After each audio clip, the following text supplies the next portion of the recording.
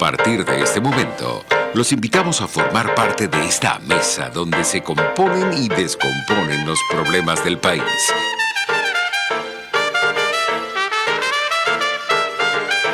RCR presenta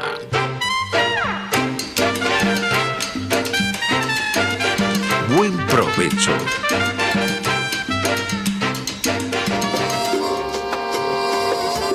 La voz de la diáspora en Buen Provecho con el profesor Tomás Páez.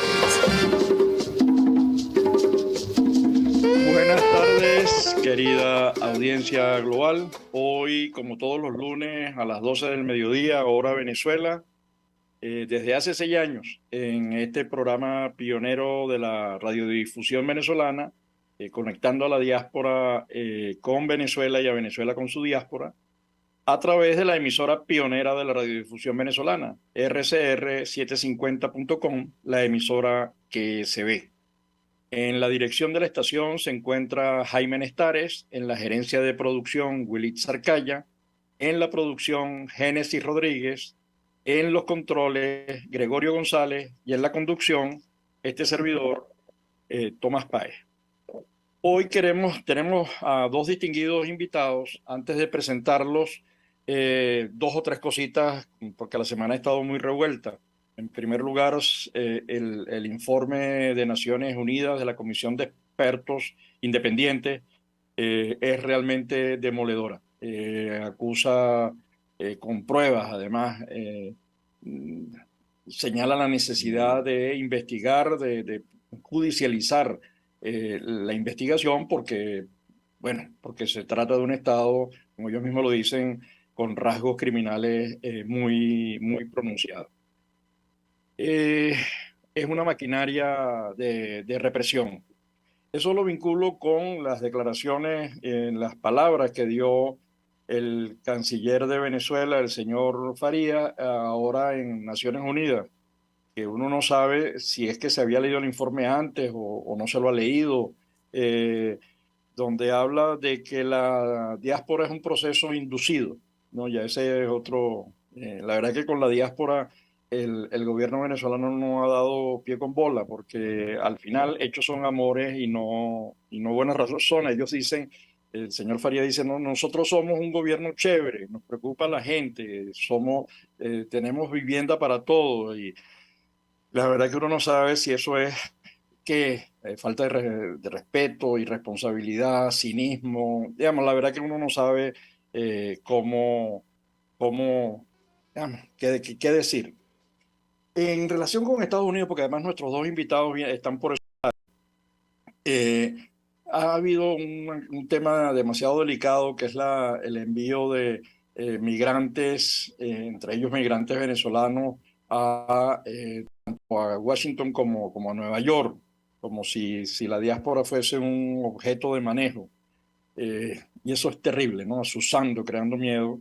Y me remito a el comité editorial del Washington Post, que dice que, bueno, primero que esa idea de que la invasión, de que hay muchos migrantes, no es cierta, digo en general. Es menos de una décima del 1% de la población norteamericana. Pero además resalta este editorial. Dice, es que Estados Unidos para seguir creciendo necesita mucha mano de obra. Va a necesitar gente en restaurantes, va a necesitar gente trabajando, movilizando gente, va a necesitar gente cortando césped, etcétera, etcétera. Digamos, es mucho la demanda de recursos humanos que hay en Estados Unidos, y que más bien debería pensarse en una estrategia para aprovechar esos recursos y bueno, integrarlos y confirmar competencias, etcétera, etcétera. Y exactamente de estos temas vamos a hablar con nuestros dos invitados, es decir, primero el libro de la tiranía, de las tiranías, la novela, que después nos echará el cuento Alejandro López, quien es el autor, pero además Eduardo Orozco, quien fuera presidente del Colegio de Periodistas, dirige una editorial, además por un tiempo, no sé si sigue el proyecto, el tema de Acento News como periódico. Entonces, Eduardo Orozco es profesor de la UCB UCAP expresidente del Colegio de Periodistas, miembro de Expresión Libre, que es una organización que lleva desde el año 2002 denunciando y defendiendo, por otro lado, denunciando los ataques y defendiendo la libertad de expresión, y es el director de Acento News. Nuestro otro invitado, nuestro distinguido invitado es Alejandro Lopeza. Él es doctor en ciencias políticas, director del Observatorio Hannah Arendt, director de SEDES, Instituto de Desarrollo de Ciudadanía y Democracia en Estados Unidos, miembro de la Red Global de la Diáspora de Venezuela y autor del libro Tiranías. Entonces, yo voy a comenzar por Eduardo, aunque debería comenzar por el autor, voy a comenzar por Eduardo porque eh, ¿qué Los hizo mayores a... primero. No, porque hay que ver qué es lo que le hizo ver la importancia de editar tu libro. Entonces, yo creo que por ahí vamos a arrancar el diálogo. Eduardo,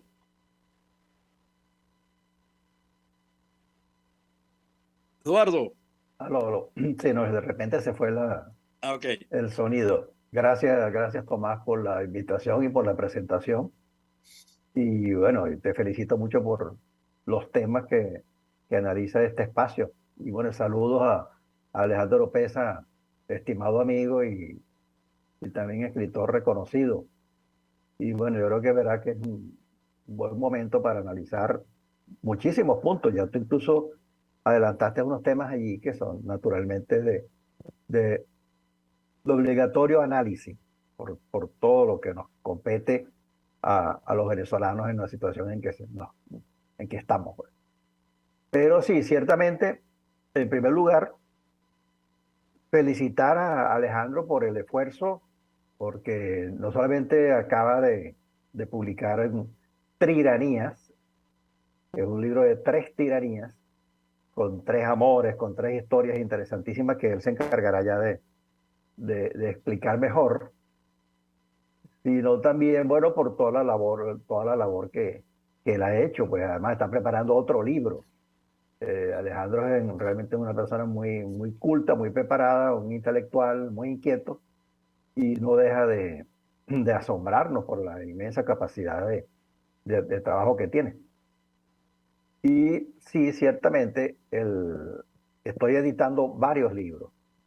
Yo lo hacía en Venezuela, sabes que en Venezuela yo trabajé durante mucho tiempo en la actividad editorial y era consultor de medios en materia de proyectos editoriales, por ejemplo, en periódicos y diarios y quincenarios. Yo estuve al frente de 14 proyectos, e incluso uno de los más importantes fue Tal Cual, con un equipo excelente de profesionales allí. Ya todos sabemos pues la trayectoria de Tal Cual como diario. Y también con el semanario Descifrado, que dirigía Juan Carlos Zapata. Pero asimismo por una cantidad de periódicos del interior y de libros. Por supuesto que esta tormenta perfecta que azota al país en los últimos 22 años nos ha colocado a nosotros, bueno, en situaciones que ya todos conocemos. Y acá he retomado la actividad. He retomado la actividad, por supuesto, bajo otros parámetros, porque este es un mundo muy convulsionado, como todo lo que pasa en estos últimos años a partir de Internet, que nos obliga, como dicen ahora que está de moda, a reinventarnos. Así que sí, estamos allí. Yo diría que mi primera experiencia como editor arrancó conmigo mismo, porque justamente yo No se como... ve, no se ve, Eduardo. Ah, Ah, ok, claro. ok, ahora sí. Sí, lo que pasa es que hay un fondo virtual detrás Ok, que se lo traga. Y ok. como la portada es verde, ese es el color favorito de los Bucking, ¿no? Sí, ese es un libro que va a cumplir ya casi 20 años, que lo escribí sobre la materia que dictaba en la universidad. Lo escribí, lo diseñé, lo imprimí y lo distribuí, acompañado por mi querida esposa. Y es un poquito el arranque de esta actividad tan interesante, ¿no? Así que bueno, nada, aquí lo que vimos alguna vez en Estados Unidos y en medio de los cambios tremendos que se han producido en la industria editorial En este caso ha habido, como todos sabemos, hay un efecto tremendo por los avances tecnológicos y la incursión de Amazon en el mundo editorial y otras grandes firmas. Eso nos obligó a todos, por supuesto, a repensar el tema, ¿no?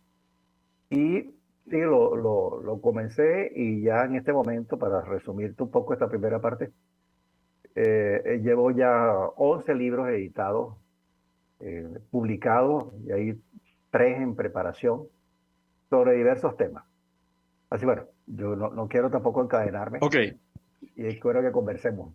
ok, Eduardo, fíjate, hay un desarrollo interesantísimo del mundo de los escritores. Yo he tenido acá a varios invitados, escritores, Juan Carlos Méndez Guede, Carol Punhuber, Juan Carlos Chirinos, y ahora tenemos a Alejandro Oropesa, pero además también hay un mundo editorial creciente.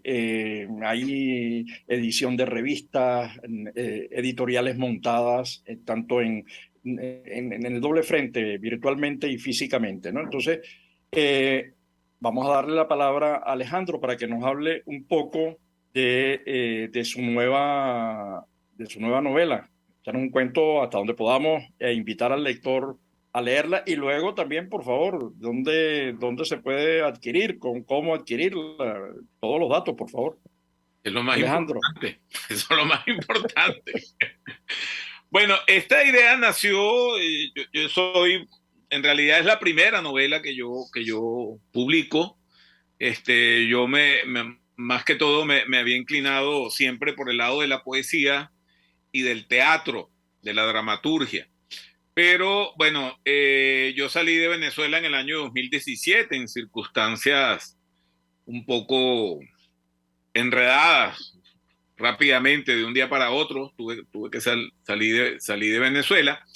Llegué primero a Bogotá, después a Buenos Aires y finalmente paré en Washington.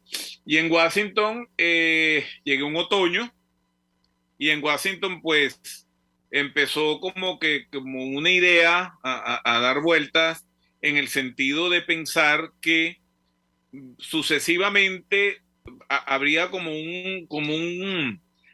digamos, como que un ciclo. Y ese ciclo prácticamente se cubría por una generación. Entonces, identifiqué el ciclo de la dictadura del general Gómez, que posteriormente inicia un periodo de democratización y de creación de libertades, como bien dice Manuel Caballero en su libro Venezolano. Luego viene la dictadura del general Pérez Jiménez, al final de la cual se inicia entonces otro proceso de democracia representativa, y más o menos en un mismo ciclo caemos en otro periodo de dictadura, de pérdida de libertad, de pérdida de democracia. Y entonces ahí vino la idea. Ahí vino la idea de tratar de representar 3 generaciones confrontando 3 tiranías distintas, en donde emerge un hecho clave, que es que tanto en la primera dictadura como en la segunda dictadura, los que se lanzan, los que son lanzados a ese exilio, al destierro, son básicamente actores políticos confrontados en contra de los regímenes. Y eso es lo que diferencia fundamentalmente a esta diáspora actual, que es que independientemente de que muchos seamos perseguidos políticos, la gran mayoría de personas que huyen de Venezuela y que integran la diáspora hoy son personas que huyen de la pérdida de la calidad de vida y de la pérdida de un símbolo que es el símbolo de la libertad dentro de la nación, ¿no? Del Estado, de nuestro país, de Venezuela. Y entonces la novela lo que trata es de establecer un hilo conductor en 3 épocas distintas, pero que están unidas por un mismo sentimiento, que es el sentimiento del desgarro, es el sentimiento del destierro, es el sentimiento del dolor de la patria lejana, de acostumbrarse a una nueva geografía, de acostumbrarse a unas nuevas culturas, de acostumbrarse a nuevos tiempos, en donde en oportunidades no, en donde la soledad, la lejanía, la nostalgia están presentes independientemente que vengamos huyendo de Gómez, vengamos huyendo de Pérez Jiménez o vengamos huyendo del chavismo, ¿no? Entonces, allí ese hilo conductor se entreteje con esperanzas, con amores, con dolores, con partidas, con despedidas constantes, etcétera. Y entonces eso va tejiendo, al final va como que tejiendo una costumbre que se va sentando dentro de la vida y dentro del pensamiento de las personas que se encuentran regadas por el mundo. Por ahí va la idea. Ok, Alejandro, para darle también la palabra a Eduardo. A mí, cuando haces la presentación de las tres tiranías, obviamente Gómez militar, además creación del Estado Nacional, luego Pérez Jiménez militar. En el caso del último periodo de estas 2 décadas, la cosa es como más confusa, ¿no? Obviamente el modelo se sostiene gracias a las bayonetas.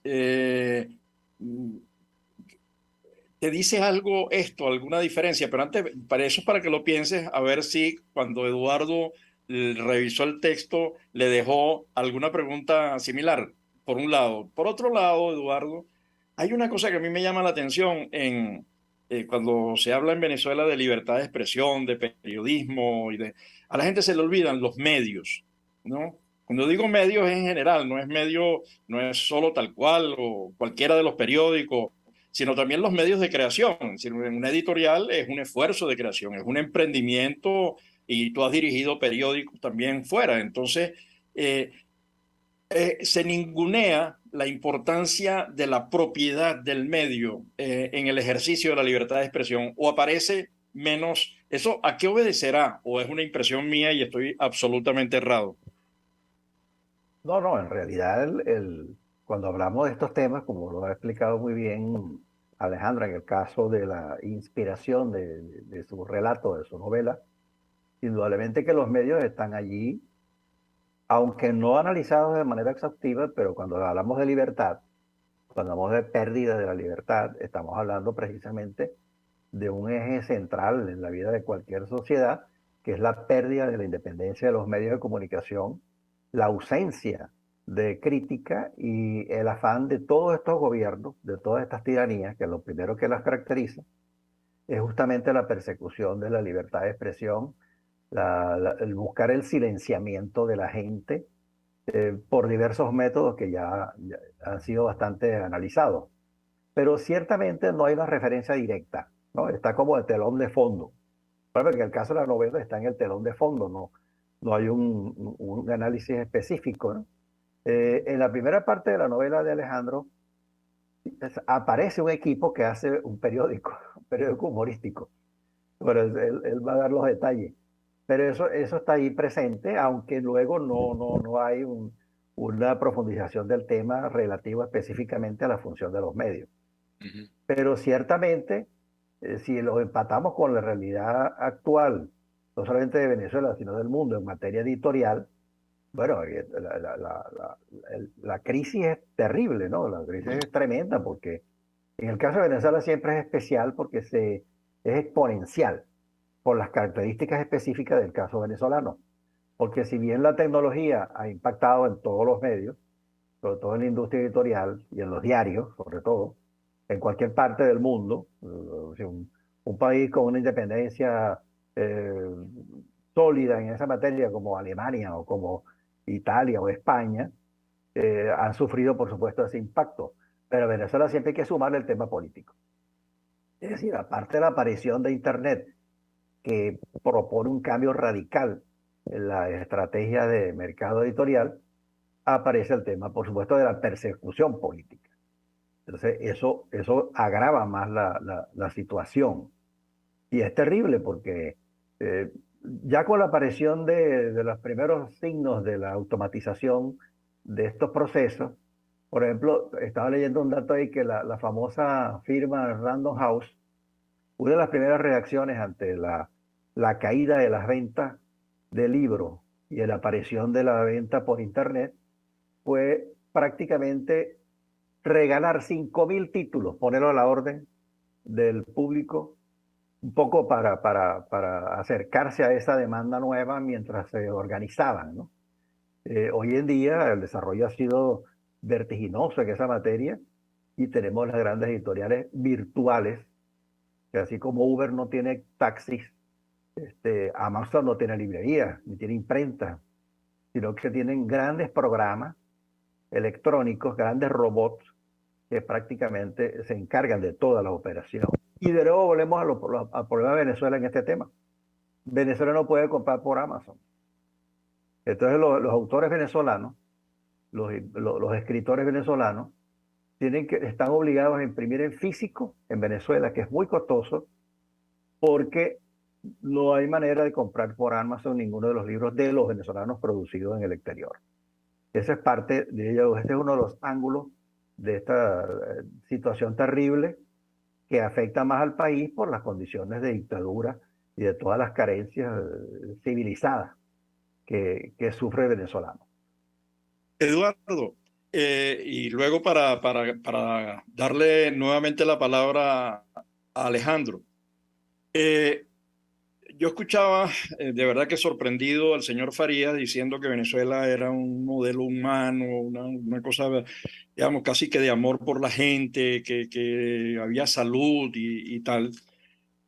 Y pensando en las tres tiranías, uno dice, bueno, Venezuela dio un salto con la aparición del petróleo enorme, tanto que en el año ya 28 el ingreso por concepto de petróleo superaba al del café y el cacao, digamos, se sentaron las bases de muchas cosas, digamos.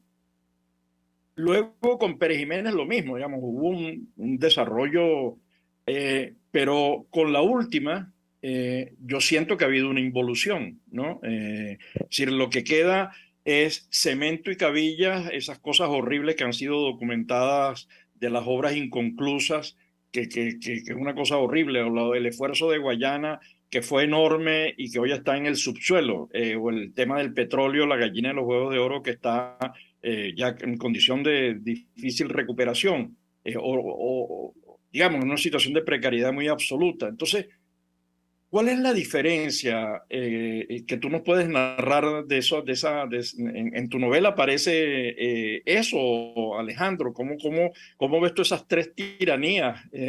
¿Hay matices, hay diferencias, qué es lo que hay allí? Absolutamente.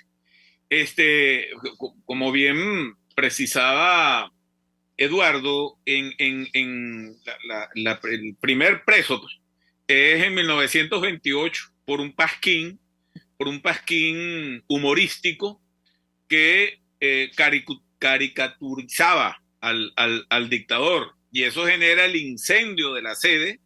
Y ahí muchas personas podrán identificar algunos personajes de la historia que no están señalados con nombre y apellido real, sino que son nombres ficticios. Pero en la novela se percibe, en realidad se refleja el cambio que padece Venezuela en esa primera dictadura de pasar de un país rural a un país que tiene posibilidades de invertir para generar modernidad, ¿verdad? Y entonces allí se empieza a ver esa discusión. Hay una conversación entre el padre de Alejandro, que lo va a liberar porque está preso en el castillo de Puerto Cabello, y un señor que se llama José, que no es otro que José Gil Fortul, que agarra y le dice, pero es que tú no puedes cerrarle la puerta a la modernidad porque tú crees en la modernidad. Entonces llega José Gil Fortul y le dice, yo creo en la modernidad de la puerta, ese despacho hacia adentro, pero de la puerta de ese despacho hacia adentro yo creo en el general, en el dominio del poder y tal. Entonces, bueno, y en el caso de la dictadura de Pérez Jiménez, más o menos 1955, que tampoco se dice Pérez Jiménez, allí lo que emerge es una lucha. Si bien el país en líneas generales avanzaba en un proceso de modernidad, pero en donde todas las libertades estaban conculcadas en función del dominio del estamento militar, pero había una Venezuela que funcionaba, había una Venezuela en líneas generales que si no hubiese sido por la conculcación de aquellas libertades cívicas y ciudadanas, pues bueno, se hubiese abierto otro tipo de proceso. Pero en el caso de la última dictadura están... Pero esa me la vas a responder en la segunda parte, porque estamos llegando y no quiero cortarte mientras arrancas. Entonces, nos vamos, hacemos el corte, ustedes se desconectan del link, se vuelven a conectar al link y nos vemos para el segundo segmento y arrancamos con el periodo actual, esa cosa que diferencia lo que ocurrió en las anteriores tiranías. En tu novela, lo que quiero es que nos narres tu novela. Así que al regreso.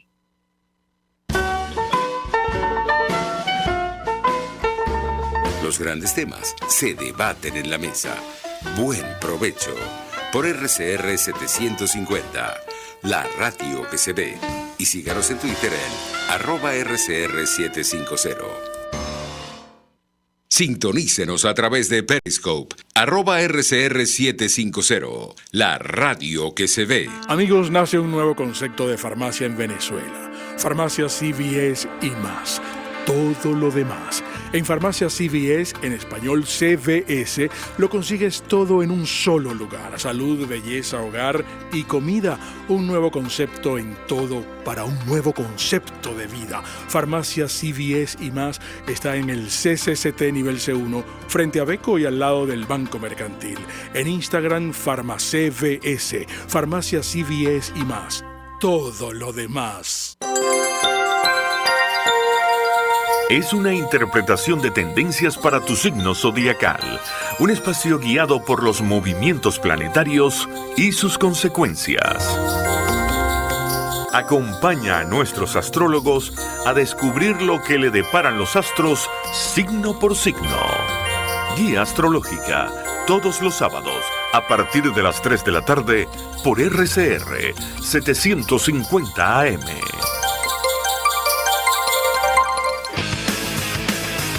Un espacio que analiza y debate la coyuntura política, económica y social de nuestro país. Acompañe cada mañana a la periodista María Alejandra Trujillo en Palabras más, palabras más, palabras menos. Palabras más, palabras menos. Informes, entrevistas, análisis y discusiones sobre los temas de actualidad. Es lo que más te puedo dar, es lo de siempre. Palabras más, palabras menos. De lunes a viernes, de 7 a 8 de la mañana, por RCR 750 AM. Palabras más, palabras más, palabras menos. De costa a costa, cada semana, usted podrá ser parte del sentimiento varguense que inundará la señal de RCR. El Pitazo en Vargas. Acompaña a Luis López en el recorrido por la ruta de la actualidad informativa en el litoral. Comentarios, denuncias, reportes de tránsito y cómo están las playas. Información de primera mano de todo lo que ocurre en el estado Vargas. El Pitazo en Vargas, todos los domingos, a partir de las 8 de la mañana, por RCR 750 AM.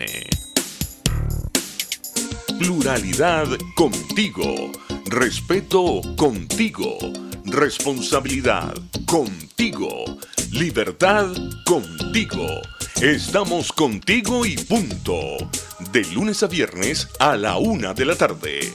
Contigo. Solo por RCR 750 AM. Porque lo bueno une. RCR 750 AM. Porque lo bueno une.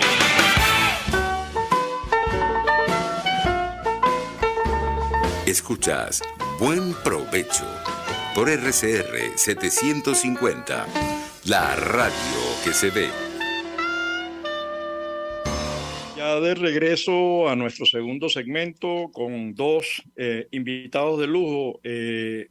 Eduardo Orozco, quien fuera presidente del Colegio Nacional de Periodistas, profesor de la UCB y de la UCAP, miembro de Expresión Libre, director de la editorial Acento News, que de lo que estamos conversando, pero además con una amplia experiencia. Yo creo que hay pocos periódicos que no se hayan digitalizado bajo la dirección en Venezuela, bajo la dirección de Eduardo. Y nuestro segundo invitado es Alejandro Oropesa, es doctor en ciencias políticas, director del Observatorio Hannah Arendt, director de sedes de Ciudadanía y Democracia, miembro de la Red Global y autor del libro Tiranías o ¿cómo es la cosa? Tiranías, porque son tres. Ok. Habíamos cortado a Alejandro, que estaba hablando de la tercera tiranía, para que termine de cerrar el argumento. Por favor, Alejandro. Sí, en la tercera tiranía se sucede una suma de las dos anteriores.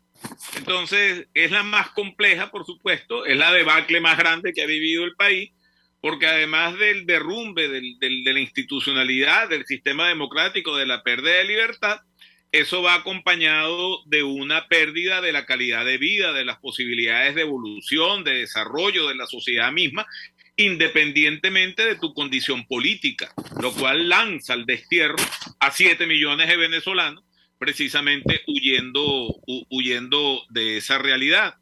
Entonces, si bien se analizan en líneas generales, las tres tiranías son vistas como un entorno, es un entorno que lanza a familias a realidades extraordinariamente difíciles, ¿verdad? Y entonces el trama de la cuestión es ese anhelo de retorno, ese anhelo de conocer qué es lo que está pasando adentro, esa sed de la pesadilla, de la distancia, ¿verdad? Esa tristeza, ese dolor que acompaña a los exilios, y cómo se van construyendo como solidaridades dentro de los grupos que se van integrando, que se van reconociendo fuera del país, cómo se van agregando familias, esas familias que le regala uno la vida, ¿no? Familias, y entonces allí vemos cómo se va rutinizando un proceso de incorporación, de integración a las sociedades que reciben a esos desterrados, etcétera. Y entonces allí viene entonces la trama del despojo, ¿no? Del anhelo, del regreso, de la noticia mínima que venga de Venezuela, de la esperanza, que es el elemento que atraviesa transversalmente toda la novela. Y entonces, digamos que allí este libro, como muchos, como La hija de la española, que acaba de ser un éxito extraordinario, pues bueno, viene a contribuir o a reafirmar aquella literatura del exilio, que en el caso de Venezuela, bueno, tenemos muchos ejemplos, pero valgan la pena dos. José Antonio Pérez Bonalde, ¿verdad? Por una parte, y por otra parte, Andrés Eloy Blanco, que muere en México. Pues entonces ahora todas estas posibilidades que existen de análisis, de reflexión y de representación de una realidad que está presente en la diáspora, que va a cambiar totalmente la estructura de la literatura venezolana, porque ahora vamos a hacer un montón de venezolanos escribiendo sobre las realidades dentro del país, pero también otro conjunto de venezolanos escribiendo desde fuera todos esos procesos y todas esas realidades que se van dando fuera del país, ¿no? A ver, hay una producción enorme de autores, de escritores haciendo cosas hermosas, además siendo traducidos a otros idiomas. Hay un montón de editoriales venezolanas creciendo, igual que Acento News, publicando. Nos dice, estaba recordando a un escritor cubano que decía que cuando él escribía y enviaba los manuscritos mientras estaba en Cuba, esos manuscritos desaparecían, ¿no? Esos manuscritos no existían. Era muy difícil publicar un libro de este tipo en Venezuela. En este momento, no sé si ustedes lo ven así.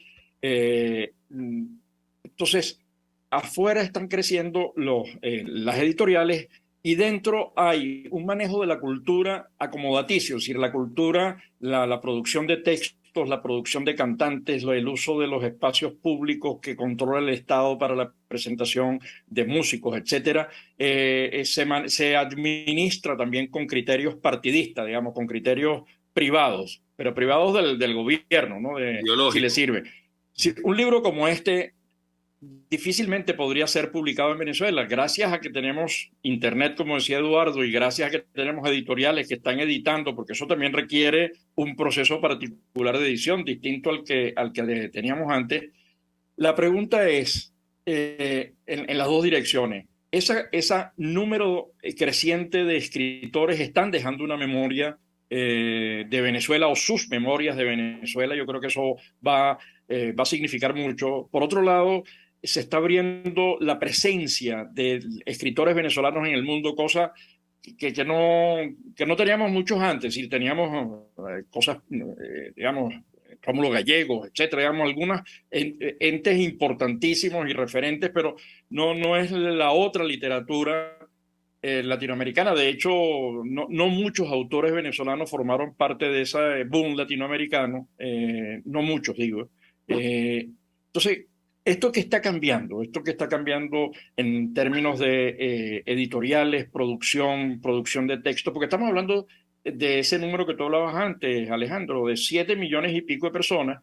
Eso es Venezuela en la década en 1960, donde había, por supuesto, instituciones culturales promoviendo la lectura, y nosotros teníamos además una capacidad para producir textos de altísimo, solo los textos de la colección Ayacucho valen oro. Es una cosa, eso desapareció en Venezuela.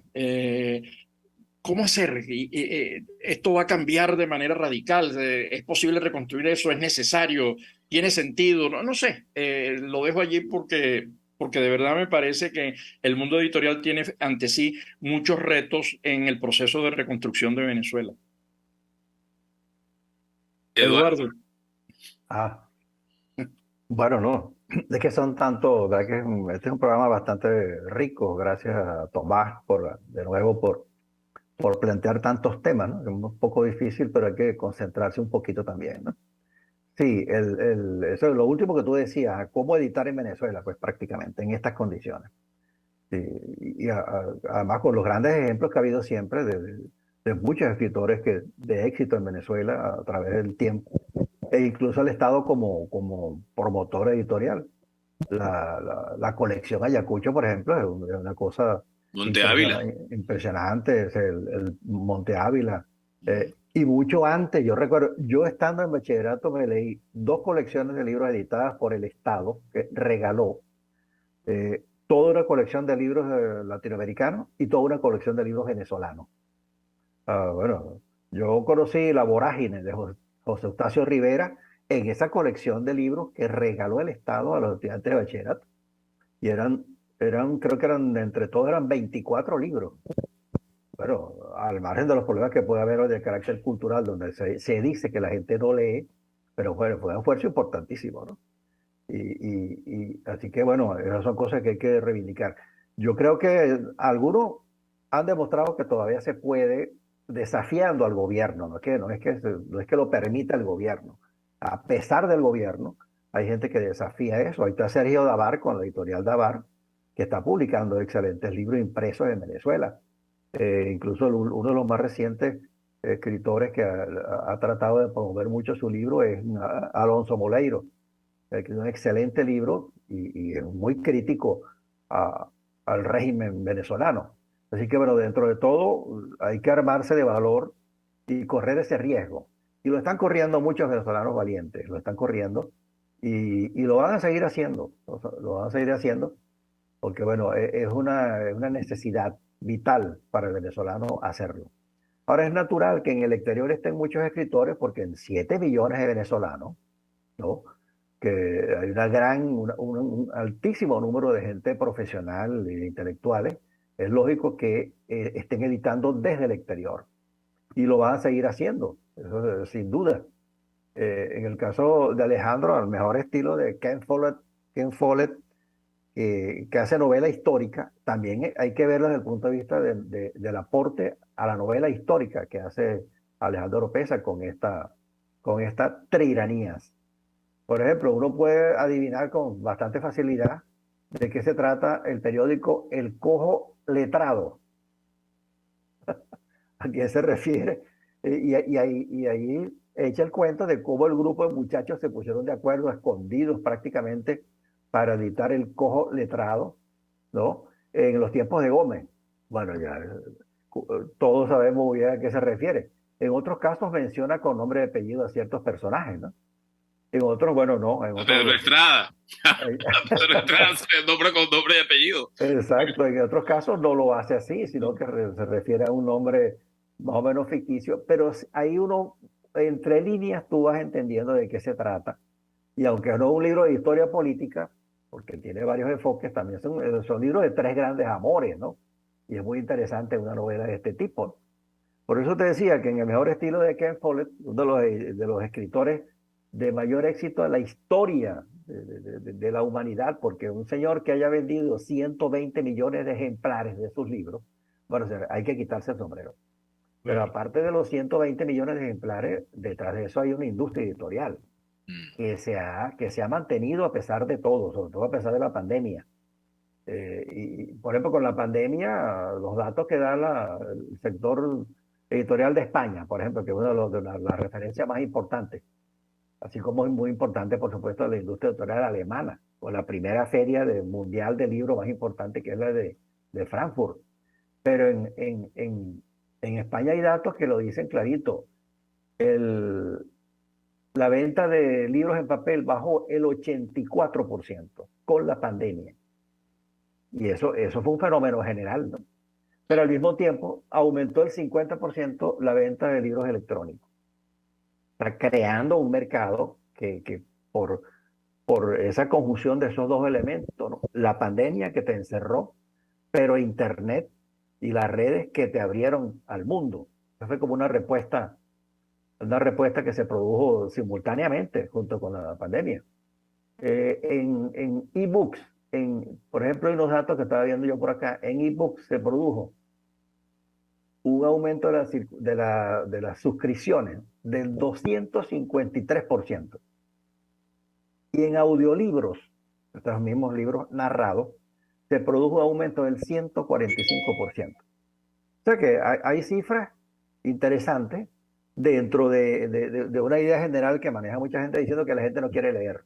Bueno, es verdad, lo que pasa es que agarran un solo dato, y es que los periódicos diarios están desapareciendo. Los periódicos diarios. Eso no quiere decir que la gente deja de leer, porque entonces, ¿cómo se explica el éxito de Carlos Ruiz Zafón, por ejemplo, ¿no? Fallecido recientemente, un magnífico escritor Escritor maravilloso.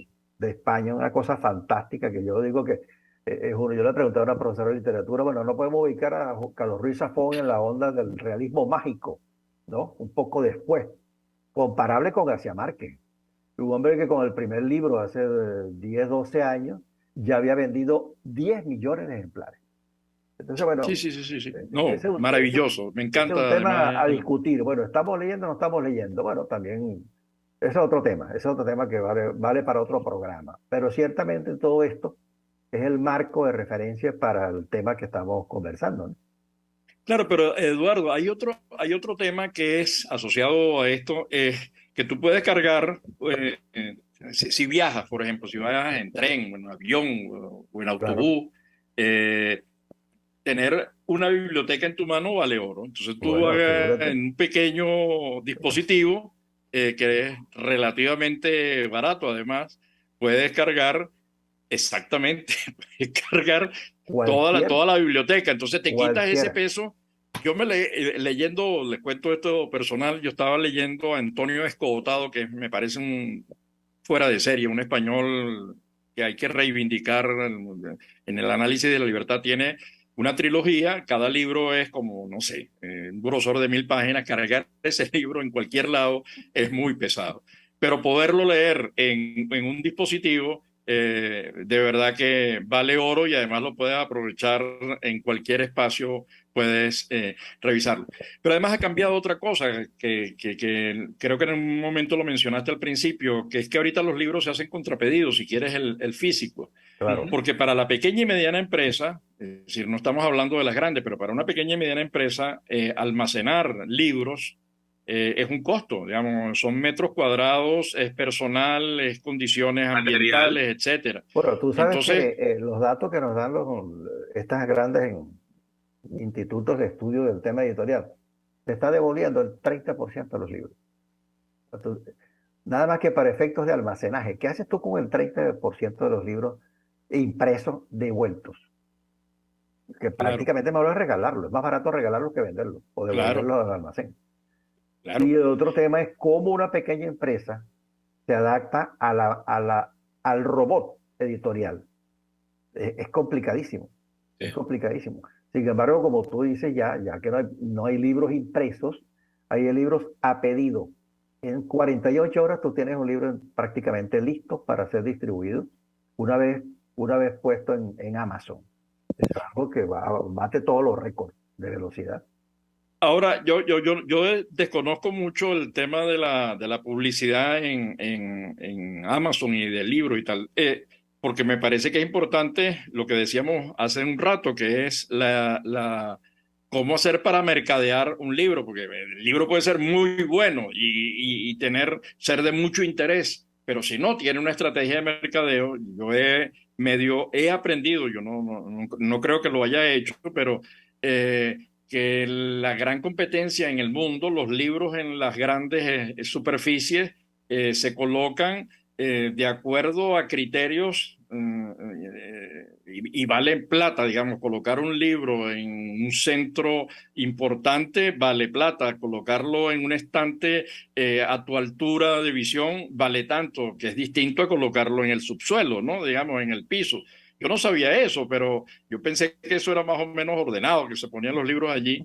Y la pregunta es, mercadear por internet, ¿cómo lo vas a hacer? Porque ese es otro componente más allá de la edición, porque si lo editas, pero ¿y cómo se da a conocer? Este es una fórmula, un programa, pero eso tiene un alcance. Es decir, ¿cómo hacer para multiplicar esto y que llegue? Ustedes tienen la fórmula, porque Alejandro, para ti eso es todo un reto también. Bueno, yo lo primero que le quiero agradecer a Eduardo es que me compare con Kefore y con los buenos deseos de que vendo 120 millones de copias más todavía. Entonces, bueno, eso es un tema porque yo lo que sí pienso es que hay una necesidad no solamente de los venezolanos, porque por eso quizá un poco, independientemente que el libro se llama Tiranías y que están identificadas los tres etapas históricas a los cuales atiende, dentro del cual se desarrollan 3 sagas en paralelo. No es menos cierto que el libro es como un homenaje, como un canto a todas esas masas de gente que huye de Siria, que huye de ahora, que huye de Rusia, etcétera, a lo largo de todos los tiempos. Es decir, el destierro, el exilio ha sido un karma de la humanidad a lo largo de toda su historia, ¿no? Y que nos alcanza hasta hoy. Entonces, se puede decir de que hay una frase donde hay un muchacho aquí bueno, eso es en la nueva novela, donde dice que él siente caminando por una calle de Buenos Aires que amarró el corazón de un cordel y que el corazón viene saltando detrás de él a través de las aceras y de las plazas, porque el corazón se le quedó atrás. Es más o menos la imagen que da esta sensación. Entonces, esos elementos son los que nos unen en un reconocimiento, en una obra, en una propuesta, en una novela. Nos vemos retratados allí. Aquí varias personas, por supuesto, fueron lectoras de las novelas durante la escripción. Y ya cuando tenía el borrador en la mano, una de ellas es Mari Molina, Y Mare Molina lloraba como una condenada leyendo la novela porque se sentía representada, en algún momento algunos de los sentimientos que están en esa novela se hicieron parte de ella, o ella se identificó con algún dolor que pasó por esa novela. Y quizás ese es el elemento de marketing. Quizás ahí es donde entra las estrategias de marketing. Anteayer, precisamente estaba hablando con un amigo común de todos, Nacho, que digamos que está colaborando con nosotros en el diseño de una estrategia de marketing digital para la novela, porque la idea sería esa, ¿no? Un poco difundir ese pensamiento, hacer conocer esa realidad. Bueno, la verdad que yo agradezco mucho el libro y la novela, porque tiene un componente de venezolanidad. Recuerden que quienes se han ido de Venezuela están concentrados en las edades 18 a 40 años, ¿no? Es decir, muchos de ellos solo conocen, muchos de ellos conocen solo la última tiranía. Entonces, tener información, poder, además novelada, sin ser de esas cosas que pueden resultar pesadas. Mira, ahí está, qué bueno que está logrado la portada del libro. Ahí está la portada. Qué bueno, porque eso de alguna manera construye historia. Entonces, me parece excelente. Así que felicitaciones por eso, felicitaciones, Eduardo. Y le queda un minutico, un minutico cada uno para ir cerrando el programa. El tiempo, ustedes saben que es implacable. Sí, claro. Era una frase muy interesante de aquel cantautor cubano, el implacable. Nada, agradecerte muchísimo la oportunidad. Verdad que es un tema que disfrutamos mucho y queda mucho material incluso para abordarlo, porque es un tema muy, muy amplio. Y bueno, un poco se mete en este mundo de no solamente los 7 millones de venezolanos que están en el exterior, sino de los venezolanos que están en Venezuela, que están sufriendo en carne propia el día a día, en la calle, en la realidad de cada día, todo este terrible proceso que nos han impuesto. Así que bueno, de nuevo, muchas gracias a Tomás y gracias a Alejandro por también darme la oportunidad de editarle su libro. Alejandro, ¿algo que decir? Y que aquí está el libro, que lo consiguen en Amazon, lo buscan por Tiranías. Hay una R colgada que le pusimos para representar 3, porque es una saga de 3 personajes que tienen el mismo nombre a lo largo del tiempo, y lo consiguen en Amazon. A Venezuela, que quizás eso sea algo importante de decir, pues a Venezuela lo que estamos haciendo es haciendo un fondo para enviar el libro impreso a 2, 3 librerías de eso. Algunas personas se están ocupando allá. Entonces, el libro va a llegar a Venezuela en algún momento, quizás antes de diciembre. Y por supuesto, bueno, agradecer a Eduardo, que creyó en el proyecto, creyó en ese primer manuscrito que le envié hace ya algún tiempo. Y bueno, y muchas gracias, por supuesto, a Tomás y al programa por darnos esta oportunidad de decirle a la gente que ya hay otra edición que retrata una nueva realidad venezolana, y que tenemos que asentarnos sobre esa nueva realidad y buscarle el punto positivo a todo, porque tenemos que buscarle el punto positivo a todo y de esa manera contribuir a reconstruirnos en la distancia y dentro del país. Claro, gracias Alejandro por el proyecto, por haber escrito la novela. No se dice fácil, pero es un trabajito. Gracias Eduardo, siempre allí, haciendo cosas, siempre aportando. Y a nuestro querido audiencia global, a nuestra querida audiencia global, bueno, estén pendientes del libro, ya tienen las indicaciones. Y como bien lo recordó Eduardo y también Alejandro, somos es una nueva realidad, somos un país más grande, la gente no se fue, sino que se mudó más lejos, y entonces la idea es cómo todos, dentro y fuera, aquellos que están dentro, lo están pasando muy mal, cómo, y también afuera hay gente que la está pasando muy mal, cómo todos reconstruimos ese país y lo volvemos grande como el país se lo merece. Mil gracias y hasta el próximo lunes en nuestro espacio La Voz de la Diáspora en Buen Provecho. La Voz de la Diáspora en Buen Provecho con el profesor Tomás Páez.